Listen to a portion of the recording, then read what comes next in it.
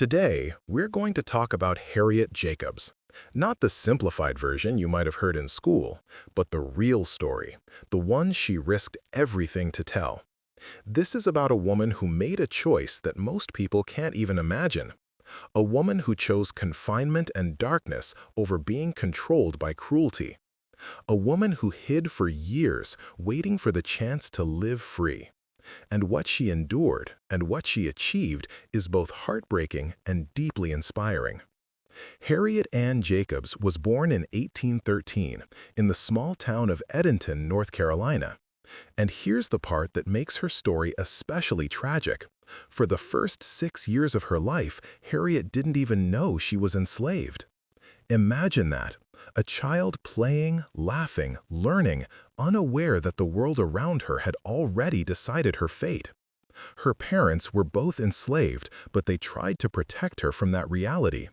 Her father was a talented carpenter, trusted enough to take on work and sometimes earn his own money. Her mother worked in the house of her enslaver. For those first few years, Harriet's life looked almost normal. She played with children from both black and white families. She felt love, warmth, and belonging. She had a little brother named John. She lived with her mother, who cared for her deeply. She didn't understand yet that there were people who believed they could own her, people who could decide where she lived, what she did, and what would happen to her future. Then everything changed. Her mother passed away when Harriet was just 6 years old, and from that moment, her childhood innocence was gone. After her mother's death, Harriet was taken in by her mother's former enslaver, a woman named Margaret Horniblow. And here, the story takes an unexpected turn. Margaret taught Harriet to read and write, something rare and dangerous in the South at that time. Teaching an enslaved person to read could be punished severely. But Margaret saw something in young Harriet, curiosity, intelligence, determination, and she taught her anyway.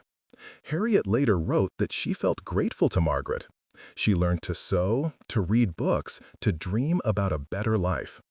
Margaret even promised her that one day she would be free. For a while, Harriet believed it. She believed that maybe, just maybe, she was one of the lucky ones. She had hope. But when Margaret died, everything Harriet thought she knew about kindness and promises fell apart. She was about 12 years old when she learned one of the cruelest lessons of all, that under the law, she wasn't a person. She was property. Margaret Horniblow hadn't freed her. Instead, she left Harriet as a gift to her 3-year-old niece, Mary Matilda Norcom. And with that transfer, Harriet's life became tied to the Norcom family, specifically to Dr. James Norcom. And that's when her true nightmare began. Dr. James Norcom was a man of power and reputation, 50 years old, well respected in the community, a man people looked up to, a doctor, a church member, a husband and father. To the world, he looked honorable. But behind closed doors, he revealed another side, one built on cruelty, control, and obsession. From the moment young Harriet entered his household, he began tormenting her. He followed her, cornered her, whispered threats and unwanted words, and reminded her constantly that he owned her. He used fear as his weapon, trying to wear her down day after day. Harriet was still a child, a young girl with nowhere to run, trapped inside a system designed to protect her oppressor instead of her. And to make things even more unbearable, Mrs. Norcom, his wife, knew. She saw the way her husband behaved toward Harriet. But instead of showing compassion, she directed her anger toward the victim. Jealousy replaced justice. Hatred replaced humanity. She blamed Harriet for things she had no control over. Harriet wrote years later about how Mrs. Norcom's eyes would follow her everywhere, how she accused her of things she never did, how she made her existence miserable. It's impossible to imagine the emotional pain Harriet endured, being a young girl, trapped in a house where both husband and wife made her life unbearable. One sought to control her. The other punished her for being the target of that control. Harriet tried everything she could think of to protect herself. She stayed near other people as often as she could. She made sure never to be alone with the doctor. At night, she slept in the same room as the Norcom children, hoping that would keep her safe. But no matter how hard she tried, she couldn't escape his presence. He followed her everywhere, in the house, in the yard, even in her dreams. He told her that he would one day build a separate house just for her, a place where he could keep her away from everyone else, under his complete control. He promised comfort, gifts, and safety, all in exchange for obedience. But Harriet saw the truth. She knew these weren't promises, they were traps. She was only a teenager, yet she showed extraordinary courage and awareness. She understood that saying no would come at a terrible cost, but she refused to surrender her spirit. Harriet later wrote that every day was a battle, not just for her safety, but for her dignity and her soul. And even in that unbearable environment, she began to think strategically. She realized she had to outsmart her enslaver if she ever wanted a chance to live free. This is the moment where Harriet's story takes a painful and complex turn, a moment she later struggled to describe in her own writings. She was forced into making a decision that many judged harshly, but it was a decision born from desperation, survival, and living in a world that offered her no protection. Faced with relentless harassment and no legal rights, Harriet made a choice that gave her the smallest amount of control over her own life. She sought safety and comfort with someone who treated her with kindness, someone who showed empathy, someone whose social power could offer her some degree of protection. What she chose was not romance in the usual sense. It was strategy, survival, and resistance in the only form available to her.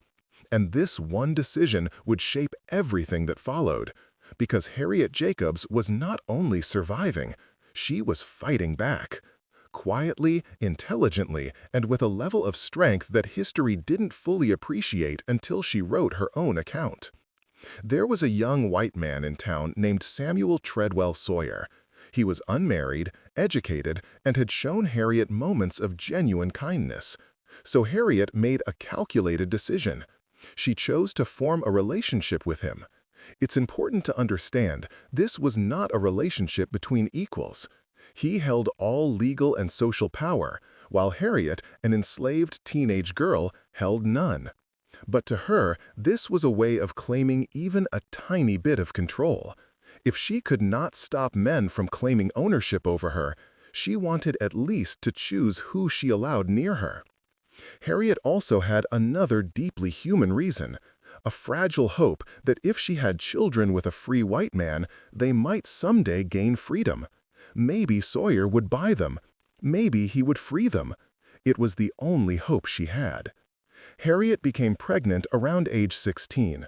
When Norcom found out, he was enraged, not because of morality, but because she had made a choice he couldn't control. His fury intensified. He threatened her, verbally abused her, and promised to sell her children the moment they were born. His goal was simple: to break her spirit completely. But Harriet endured. She gave birth to her son Joseph in 1829 and her daughter Louisa Matilda 2 years later. She adored her children, but loving them meant constant fear, because Norcom could separate them forever.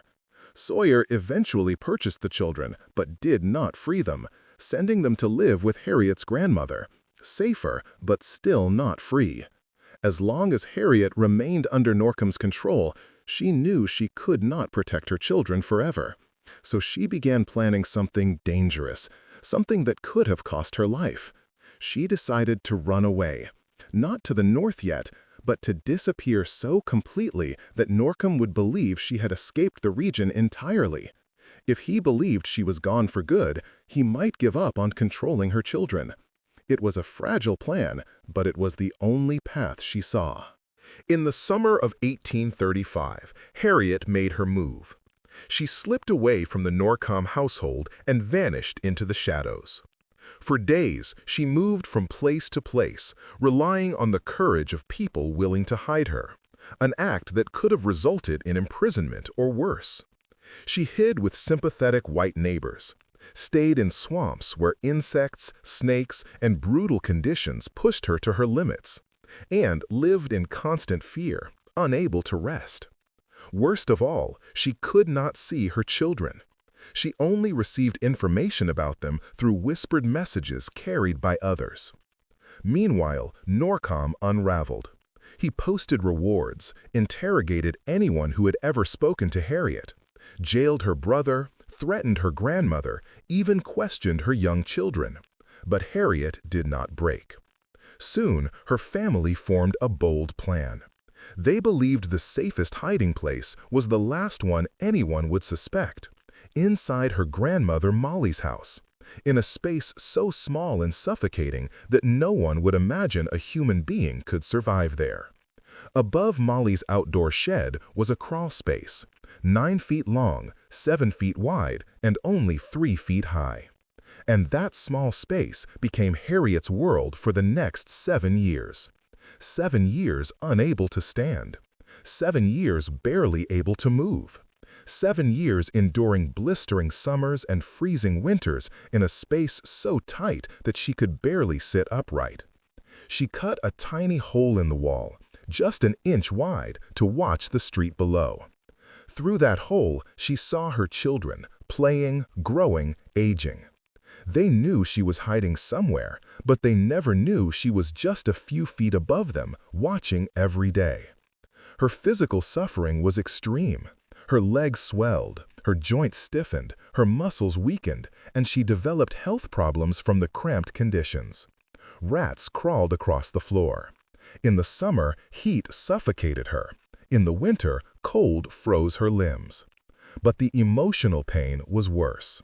Hearing her children cry but being unable to comfort them. Listening to conversations she couldn't join. Living in silence while life outside continued without her. Her family did everything possible to help, bringing food, water, news, and hope. But there was only so much anyone could do. Some days, Harriet nearly lost hope. She feared dying in that dark space, feared her children would never know what happened to her. But she stayed, because returning to Norcom meant giving up her only chance to protect them. And Norcom never suspected she was hiding in the very same town. While in hiding, Harriet devised a brilliant plan. She wrote letters addressed to Norcom, pretending they were sent from northern cities. Friends mailed them from places like Boston and New York, creating the illusion that Harriet was living freely in the North. These letters manipulated Norcom into chasing shadows. He traveled north repeatedly, spent money he didn't have, and embarrassed himself, all while Harriet lay hidden in the cramped attic. The letters also pushed him into making mistakes. Eventually, he sold her children to Sawyer. Although Sawyer still didn't free them, at least they were no longer under Norcom's control. Meanwhile, Sawyer's political career grew. He became a congressman, traveling frequently and gaining connections that indirectly helped Harriet communicate with people in the North. And as the abolition movement grew, Harriet began to hear about escape routes and people willing to help those seeking freedom. After nearly 7 years in hiding, Harriet knew she could not stay any longer. Her body was failing, her health deteriorating, and her children growing older. If they were ever going to know freedom, she needed to act. Her family connected with members of the Underground Railroad, brave individuals who risked their lives to help enslaved people escape. They used homes, barns, churches, and secret compartments to guide people north, often moving at night, always risking brutal consequences if caught. Through these networks, Harriet learned of a ship captain who sometimes secretly transported people seeking freedom to Philadelphia. It wasn't guaranteed, but it was the first real chance she had in years. In June 1842, after 7 long years in the crawlspace, Harriet finally emerged. Her legs struggled to move, her eyes stung in daylight. Her body shook from weakness. But she pushed through the pain, knowing this was her one chance.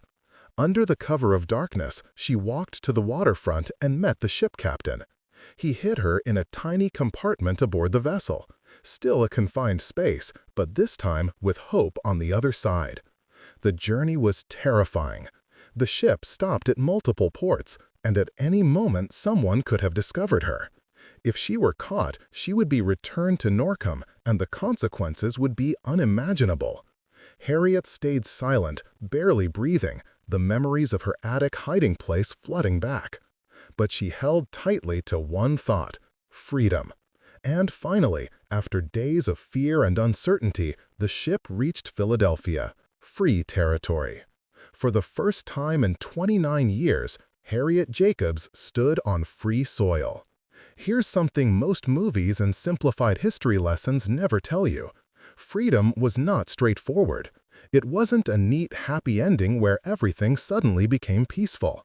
Harriet was technically free, yes, but the people she loved were still trapped in the system she had escaped. Her children remained enslaved back in North Carolina, and her grandmother was still there too. Her brother John had escaped years earlier and was somewhere in the North, but she hadn't seen him in a long time. Harriet herself arrived in freedom with nothing. No money, no home, no job, and no sense of how to survive in a world where she was free but never fully safe. And here's a crucial detail. The Fugitive Slave Act was still active. This law allowed enslavers to reclaim escapees even in free states, meaning Harriet's safety in Philadelphia was fragile at best. Dr. Norcom still had the legal right to hunt her, seize her, and force her back into slavery. She lived each day on edge, always listening, always cautious, always ready to run. She found work in Philadelphia doing domestic labor for several families and excelled at it, but the fear never left. She heard stories of people captured after years of freedom. Every knock, every unfamiliar face, every unexpected letter made her heart pound. Then news arrived that tangled her fear with something deeper. Samuel Sawyer had sent her daughter Louisa to New York to work for one of his relatives. They called it an opportunity, but Louisa was still enslaved, still vulnerable, and only 9 years old.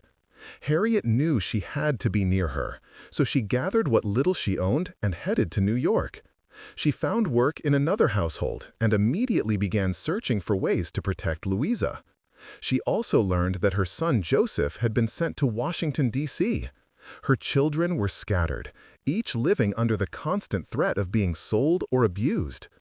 In New York, Harriet worked for Mary Stace Willis, the wife of writer Nathaniel Parker Willis, and for the first time in her adult life, she experienced genuine kindness.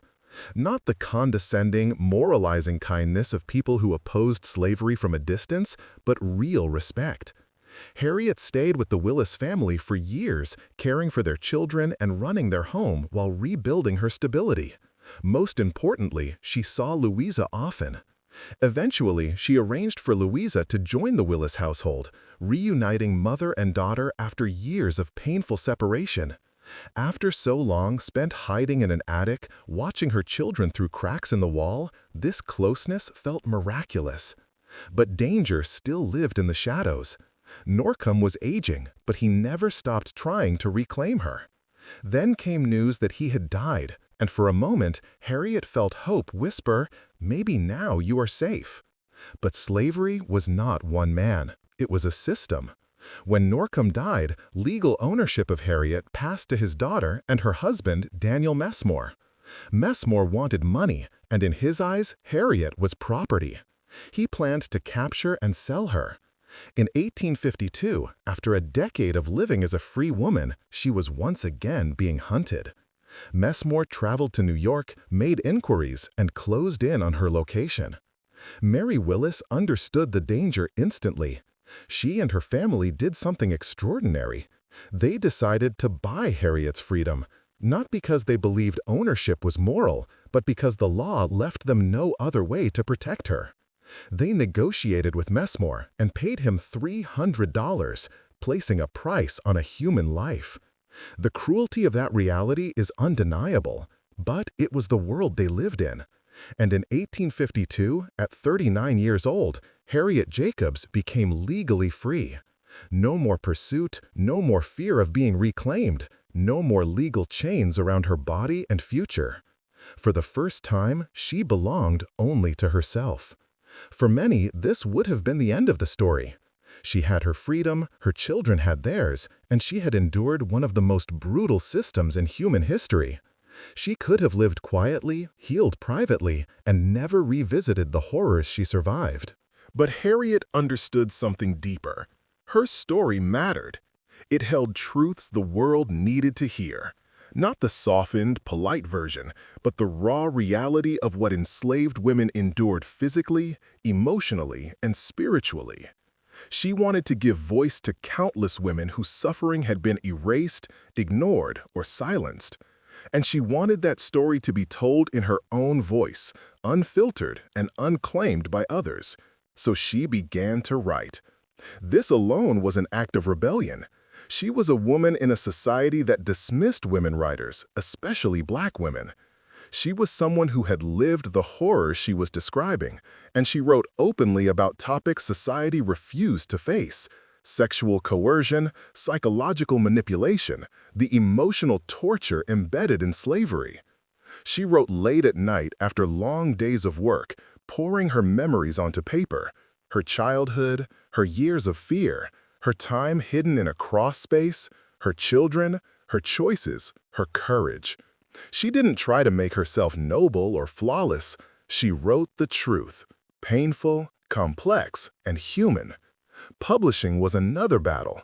She approached Harriet Beecher Stowe, hoping for support, but Stowe wanted to use the story for her own writing, which would have removed Harriet's authorship. Harriet refused. Her life was her own, and her voice would tell it.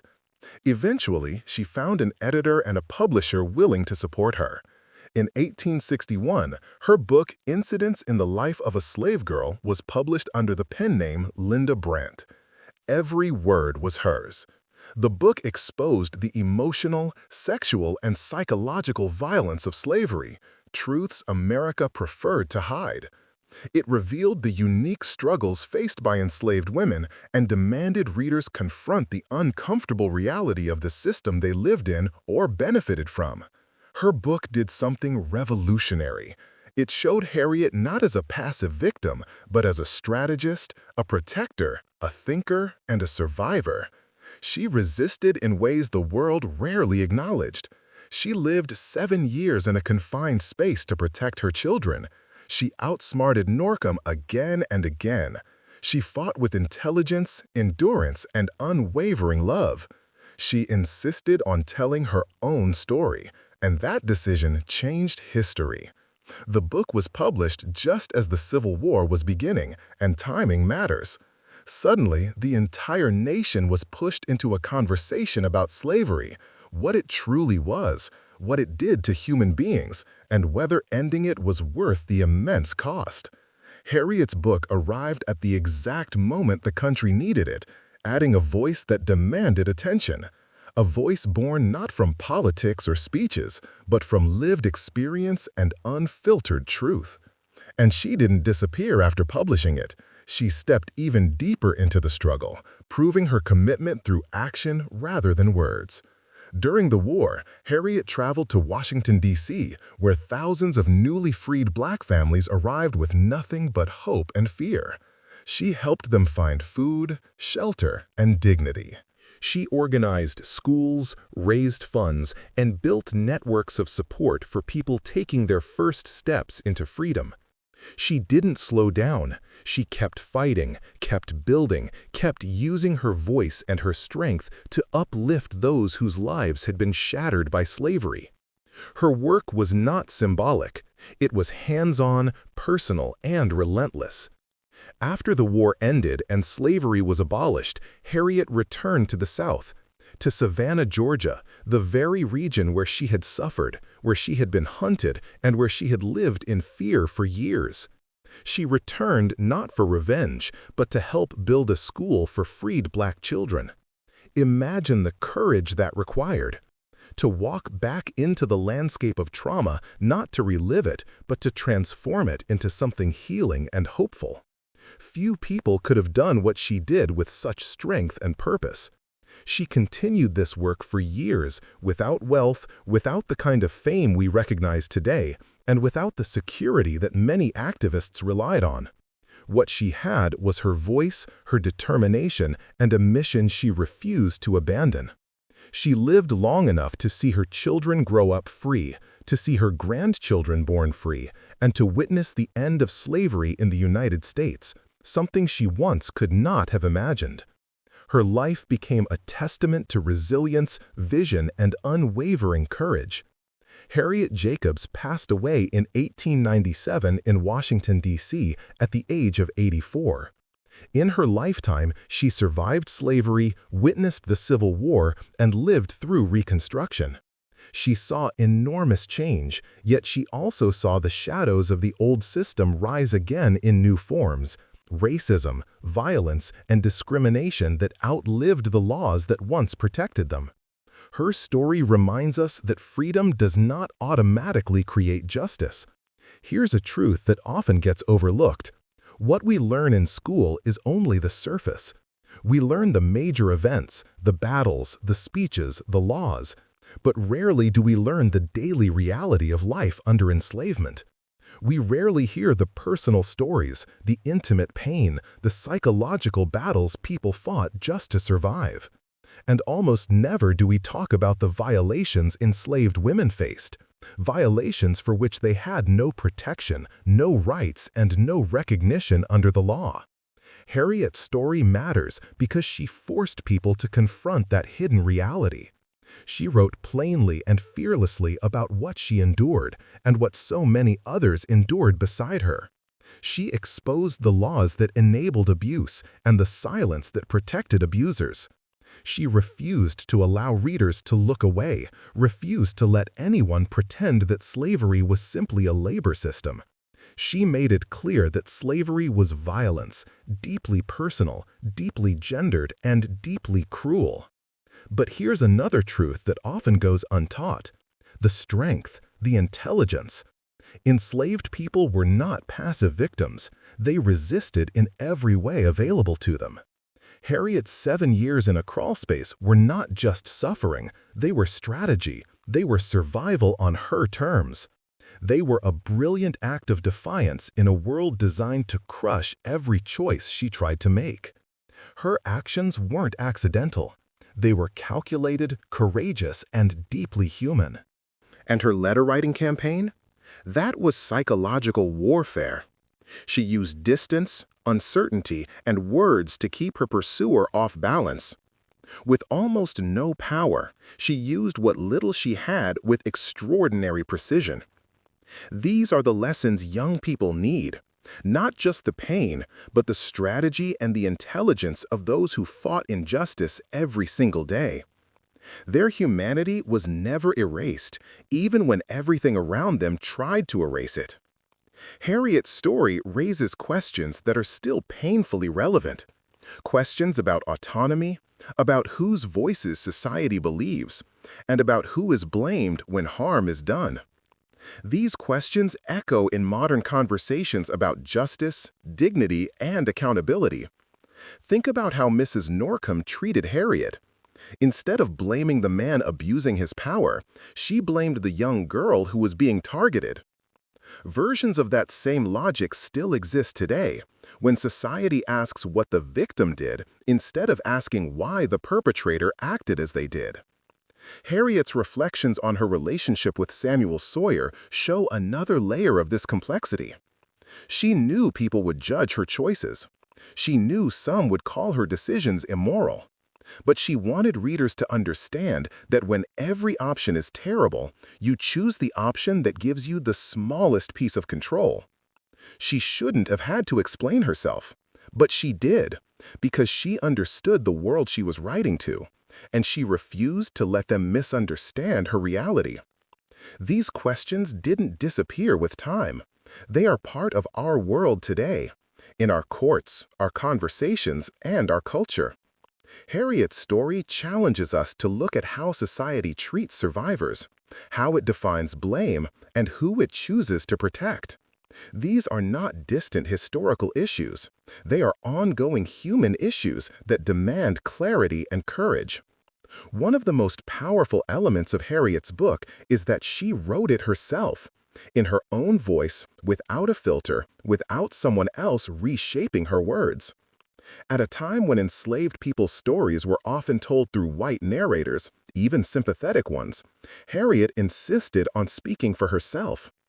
That choice changed everything. It was radical, it was bold, and it made her truth impossible to soften or distort.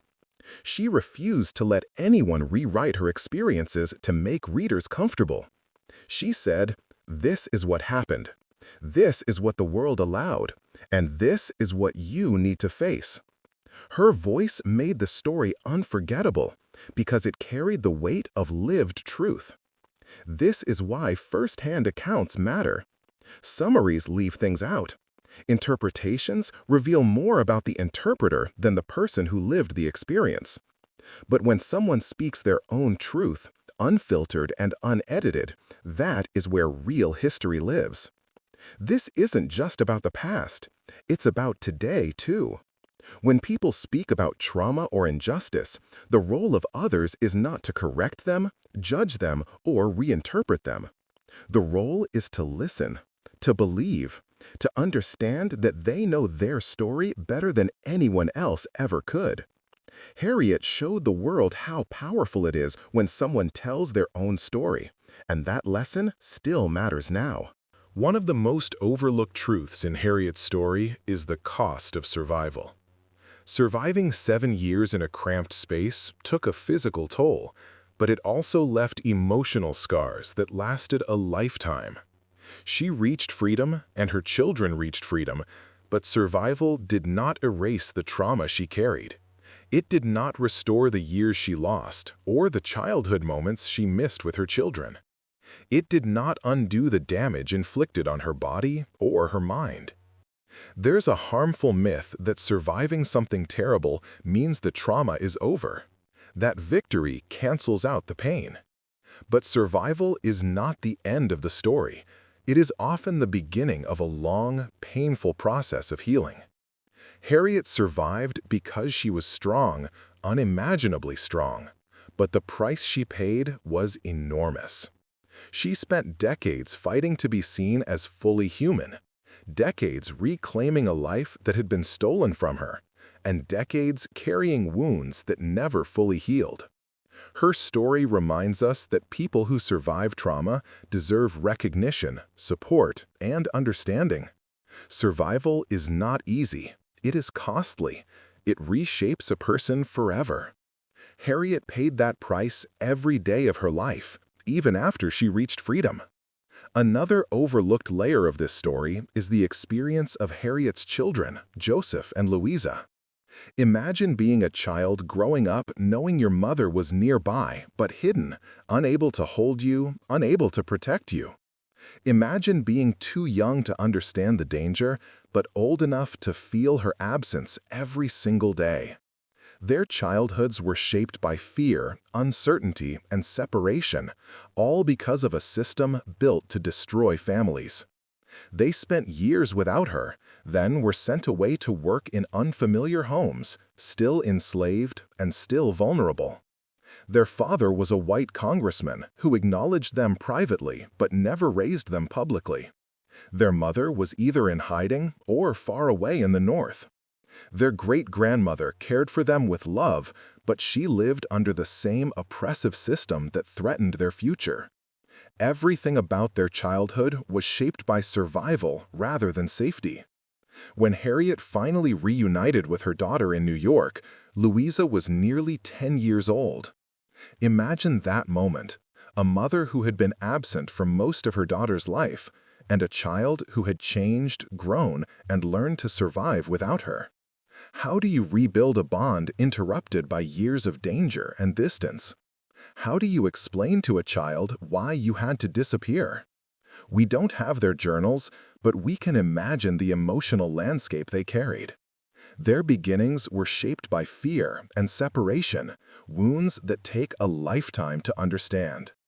Joseph became a sailor and an activist. Louisa built a family of her own. They lived as free people, but their early years reveal yet another layer of slavery's cruelty. The trauma inflicted on families, the childhood stolen, and the bonds that could never be fully restored. We need to talk about Molly Horniblow, Harriet's grandmother, because she is a hero in this story too, and her courage often gets overlooked. Molly was a free black woman at a time when freedom for people of color in the South was extremely rare.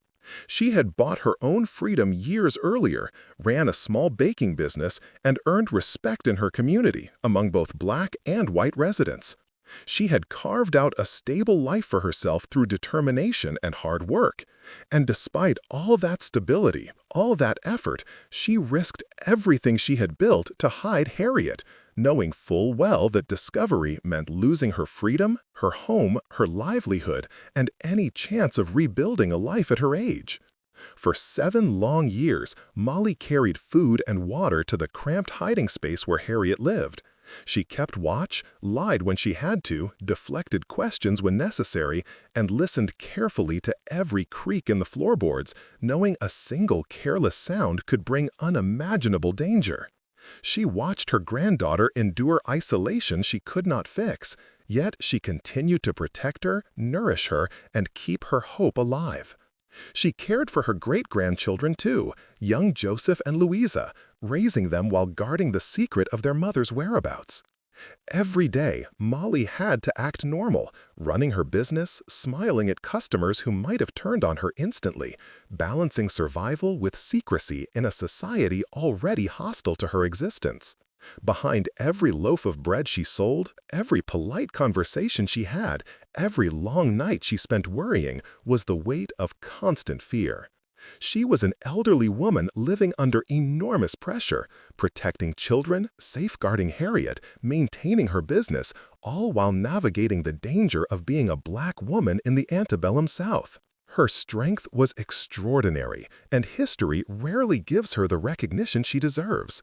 Without Molly's unwavering courage, Harriet might not have survived. The children might not have been raised. The book might never have been written.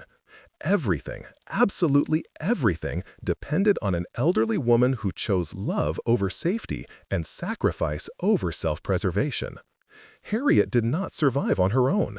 She had her grandmother Molly, her uncle Mark, her brother John, and countless others whose names history has forgotten. These were people who quietly risked their safety to protect her, proving that resistance during slavery was rarely an individual act. It was a network, a community, a web of people who refused to accept injustice even when speaking out was dangerous. Both black and white individuals hid Harriet, carried messages, or simply looked the other way at the right moment. Their small, quiet actions formed an invisible shield around her. The ship captain who hid her did not have to take that risk, yet he did. The people in Philadelphia who helped her adjust to freedom could have ignored her, but instead they offered support, guidance, and community. The Willis family stepped in to purchase her freedom, even though they had no obligation to do so. But Mary Willis insisted on doing what was right. Enslaved people in the South also played crucial roles, passing messages, keeping secrets, and contributing to the hidden network that made escapes possible. They risked beatings, torture, or worse, yet still chose to help because solidarity was often the only tool they had. This is how resistance truly works, not always through dramatic rebellion, but through thousands of quiet, hidden acts carried out by people whose names never reach the history books. These small acts become threads that, woven together, create the possibility of hope and change. Harriet survived because she was surrounded by people who believed her life mattered, and their courage deserves remembrance just as much as hers. One reason Harriet's book became so important is that it confronted the myths, the lies, that were created to justify slavery. The biggest lie claimed that enslaved people were content, cared for, or childlike. These false narratives appeared in newspapers, political speeches, books, and everyday conversations, helping white society maintain a sense of moral superiority while upholding a system built on violence and domination. Harriet's book shattered these illusions by exposing the emotional torment, constant fear, and complete denial of safety, dignity, and autonomy that enslaved people endured. She showed that enslaved individuals loved deeply, strategized intelligently, and dreamed boldly, contradicting the idea that they were passive or dependent. She demonstrated that obedience did not offer protection because the system itself was designed around unchecked power.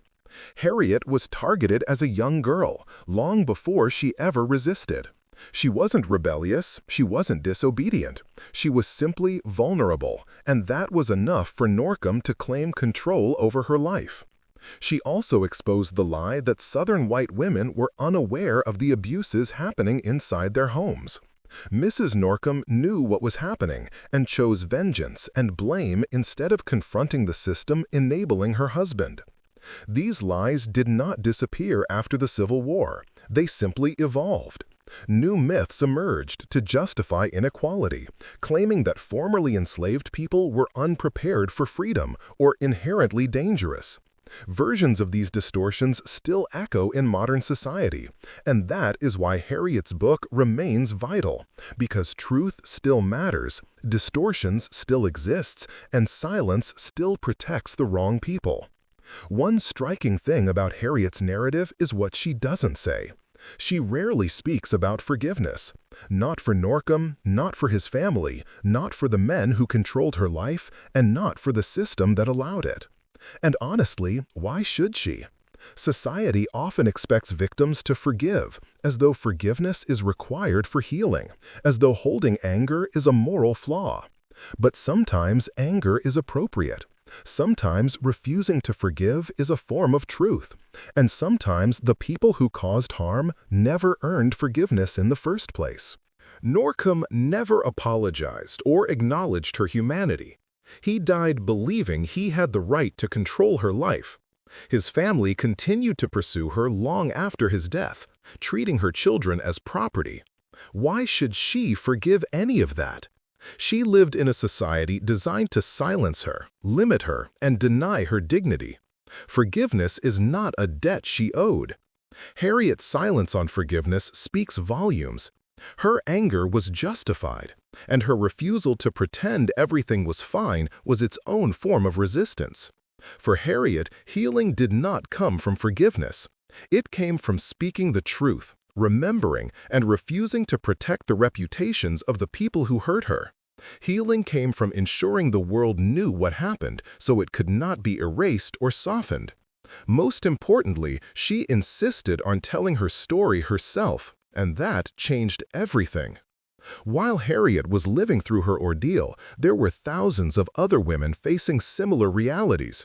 Women whose names history never recorded, women who never escaped, women who didn't survive, and women who survived but never found a safe moment to share their experiences. For every Harriet Jacobs who managed to break free and eventually describe her life in her own words, countless others never had the opportunity. They lived and died under bondage, endured lifelong mistreatment, lost children they never saw again, and were pushed to their limits by endless labor and lack of care. Harriet's story represents all of them. Her words allow us to witness the lived reality of enslaved women as a whole, giving voice to those who were silenced or erased. And this isn't just distant history.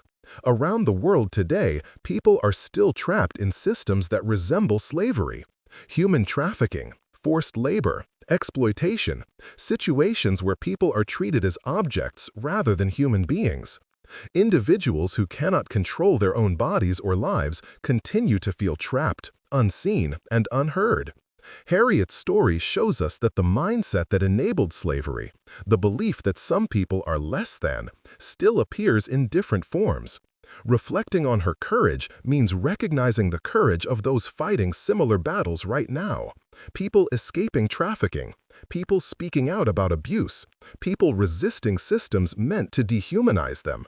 The details may differ, but the core struggle remains the fight for dignity, autonomy, and the basic right to be treated as human. When Harriet finally gained legal freedom in 1852, she was nearly 40. Most of her life had already passed.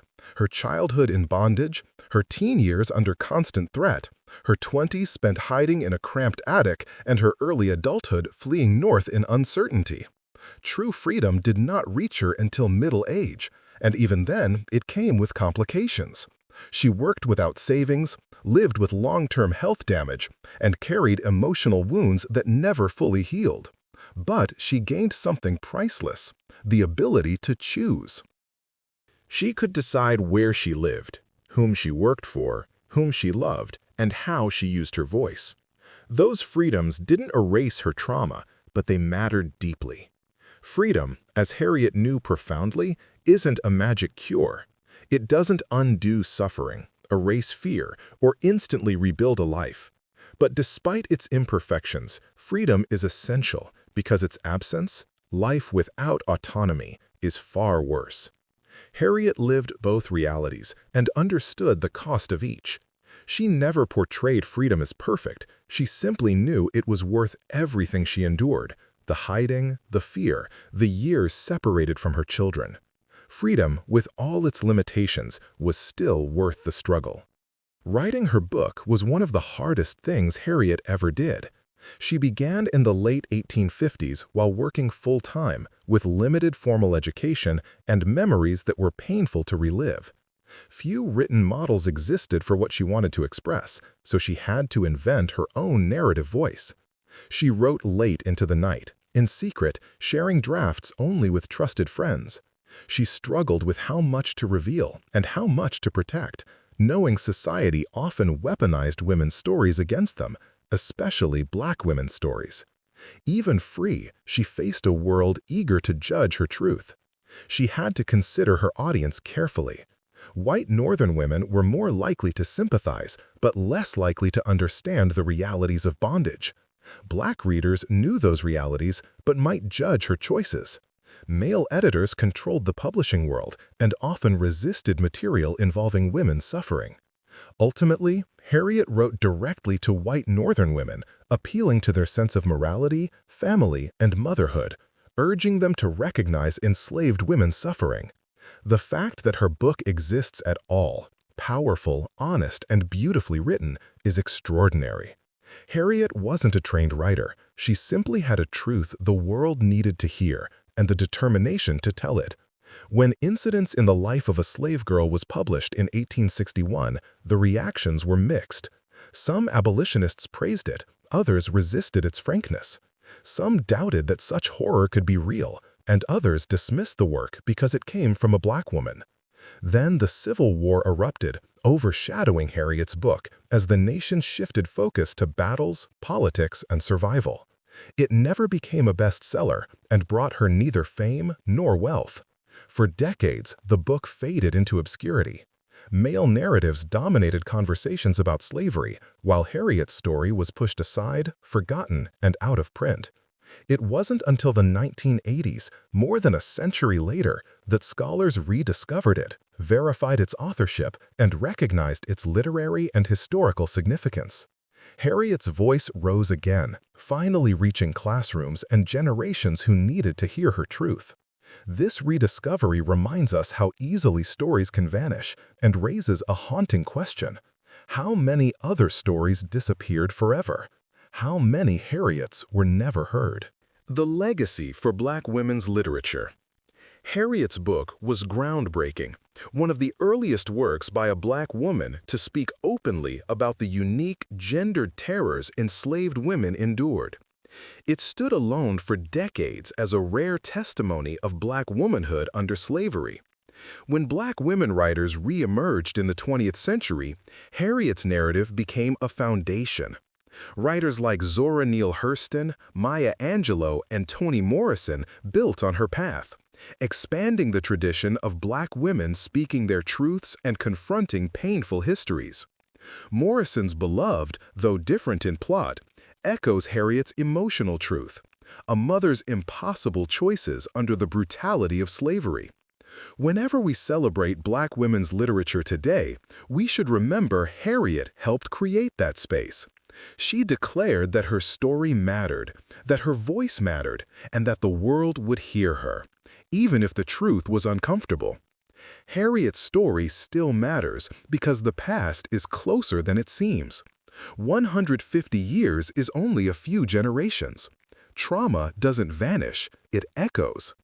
The issues Harriet faced remain painfully relevant today.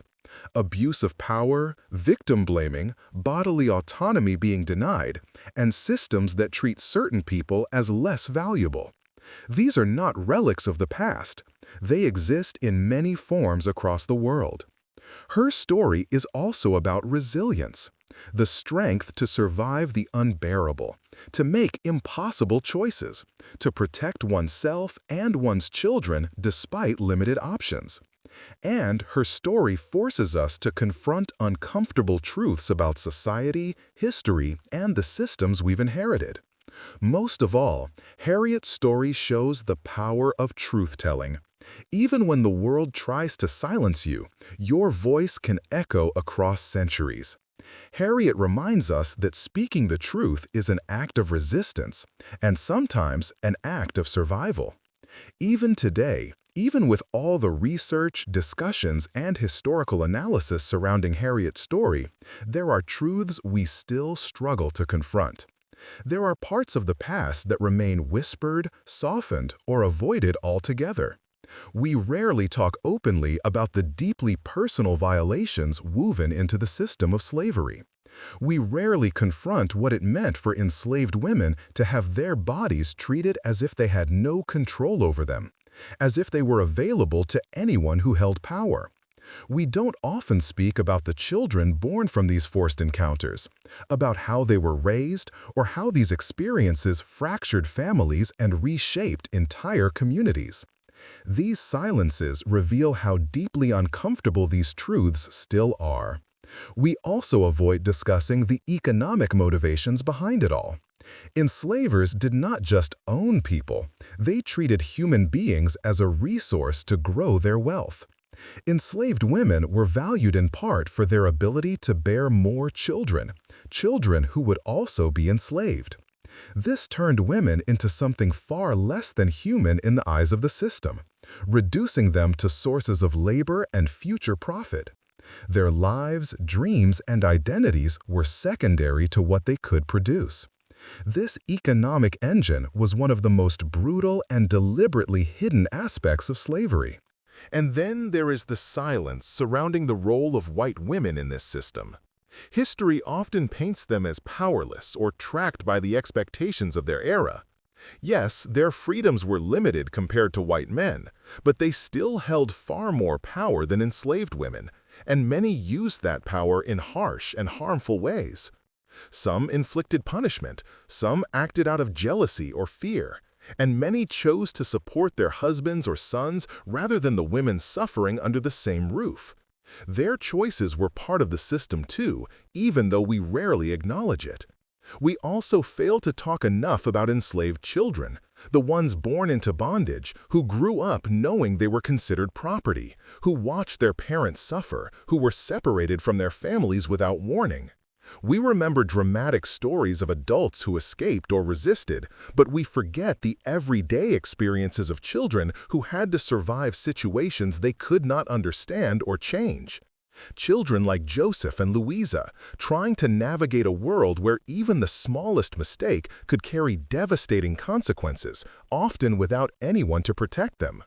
And we overlook the aftermath, what it meant for formerly enslaved people to rebuild their lives while carrying wounds that no law or proclamation could instantly heal.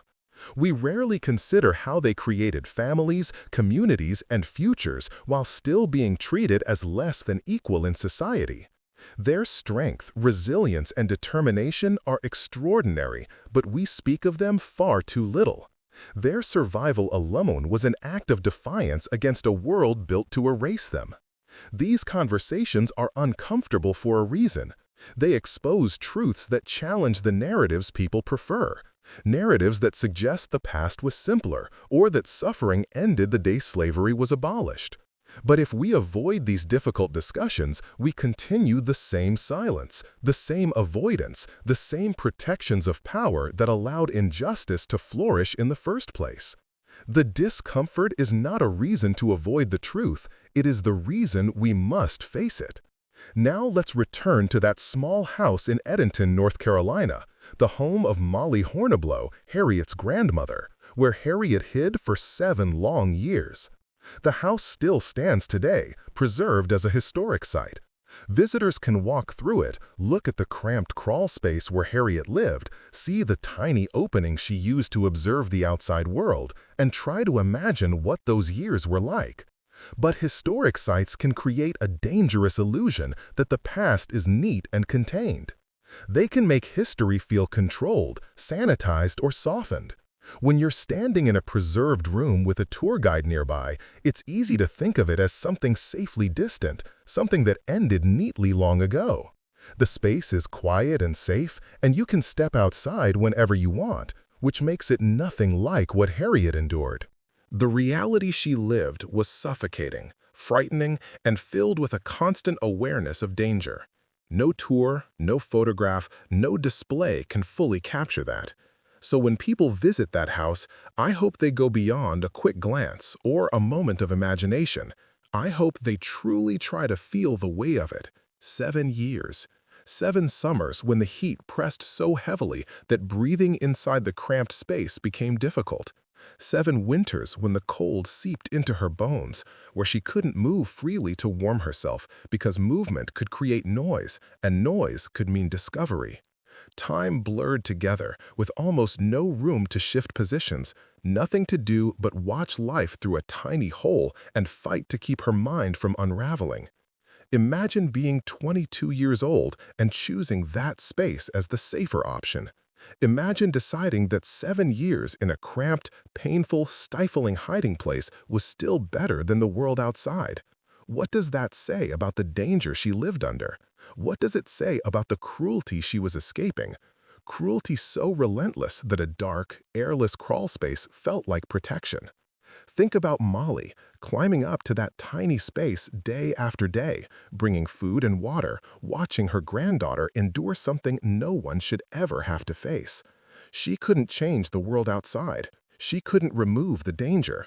All she could do was keep Harriet hidden, keep her alive, and hold on to the hope that one day freedom would be more than a distant dream. Every sound, every visitor, every unexpected knock on the door carried the threat of catastrophe. Think about Harriet's children playing in the yard below, unaware that their mother was just a few feet above them. Close enough to hear their laughter, close enough to hear them cry, but unable to touch them, speak to them, or comfort them. Told that she was somewhere safe, but never knowing she was right there, separated not by distance, but by danger. Those moments, those lost years, shaped not just Harriet's life, but theirs as well. This house is more than a preserved structure. It is a symbol of what people are capable of, both the cruelty that forced Harriet into hiding and the courage that kept her alive. It represents endurance, sacrifice, and the strength of family. It shows the lengths a person will go to protect themselves and the people they love. It is a physical reminder of both suffering and survival. It isn't just history, it's a warning, a reminder of what was done, what was survived, and what must never be forgotten. After the war ended, and after slavery was finally abolished, Harriet continued her life's work. She didn't become wealthy, and she didn't achieve the kind of fame we associate with celebrities today, but she kept going. She kept helping others and kept using her voice in every space where it mattered. For a time, she lived in Cambridge, Massachusetts, and later spent years in Washington, D.C. She moved from place to place, finding whatever work she could, staying connected to the activists and communities fighting for the rights of Black Americans. She lived long enough to see Reconstruction begin with hope and then collapse into new forms of discrimination and oppression. Harriet watched her son Joseph become a sailor and a committed activist, and she watched her daughter Louisa marry and start a family. She became a grandmother, and for the first time in her life, she experienced family in freedom. a life where she could simply be a mother and grandmother, without fear or someone else controlling her future. After everything she had endured, that must have meant more to her than words can express. To finally have family ties that no one could take away was something precious, something deeply earned, something she had sacrificed so much to one day see. But she also witnessed how difficult freedom truly was. She saw countless formerly enslaved people struggle simply to survive. She saw discrimination, targeted violence, and hatred from those determined to regain control or punish Black communities for the loss of forced labor. She watched as Jim Crow laws began to rise and watched her country turn away from the promises it had once made. She saw the door to progress open and then slowly begin to close again. Still, Harriet never stopped speaking. She never stopped telling her story. She reminded people that the struggle wasn't over, and that freedom written on paper was not the same as freedom lived in reality. She insisted that Black Americans deserved not just the absence of bondage, but the presence of opportunity, dignity, and respect. She urged the nation not to forget the sacrifices of those who fought for their humanity. When Harriet Jacobs passed away in 1897, she was laid to rest in Cambridge. Her gravestone is simple, almost understated. It does not mention the 7 years she spent hidden in a small attic crawl space. It does not mention the groundbreaking book she wrote. It simply lists her name and the years she lived, as if she were just an ordinary woman living an ordinary life, leaving behind an ordinary legacy. But she was anything but ordinary. Harriet Jacobs endured hardships that would have broken many others. She resisted in every way she could. She told her truth when doing so was dangerous. She ensured that her story would not disappear into silence. And because of that courage, we are still speaking her name more than a century later. Her strength created a legacy that generations continue to learn from, honor, and carry forward. So what do we owe Harriet Jacobs? What does her story call us to do? First, it asks us to remember, to refuse to look away from the painful parts of history, to resist the temptation to soften or sanitize what happened. Her story challenges us to tell the truth about slavery, to acknowledge the specific suffering enslaved women endured, the cruelty woven into the society around them, and the system that allowed it to continue for so long. It asks us to listen to people's stories in their own words, to trust their voices, to avoid reshaping their experiences into something more comfortable, and to believe them when they share what they lived through. It asks us to value personal testimony, not as decoration for history, but as the history itself. It asks us to hear the voices that were nearly erased. It asks us to examine power, who has it, who doesn't, and how it is used or misused. It asks us to reflect on the ways people in authority can justify harm to themselves, and how systems of oppression adapt and evolve, even when their outward structure changes. Harriet's story teaches us that injustice rarely disappears. It transforms, and we must be vigilant enough to recognize those transformations. It asks us to recognize resistance, not just the dramatic forms, but the quiet, strategic, deeply human forms. Sometimes resistance looks like survival. Sometimes it looks like hiding for 7 years to protect yourself and your children. Sometimes it looks like writing a book you know the world may judge you for. Sometimes it looks like simply refusing to give up, day after day, breath after breath. It asks us to think about personal autonomy, what it means to control your own body and your own life. It asks us to acknowledge that this basic right has not always been protected and still is not guaranteed for everyone today. It reminds us that violence and injustice against women, particularly Black women, continue in different forms, and that awareness must be matched with responsibility and action.